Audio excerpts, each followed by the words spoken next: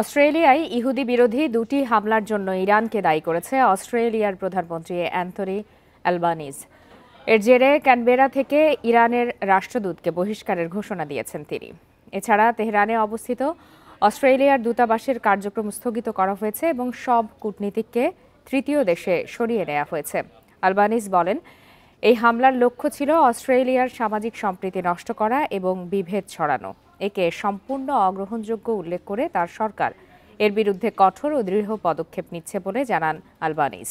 এ সময় ইরানের Islamic revolutionary guard corps IRGC-কে সন্ত্রাসী সংগঠন হিসাবে তালিকাভুক্ত করতে আইন প্রণয়ন করা হবে বলে জানান তিনি।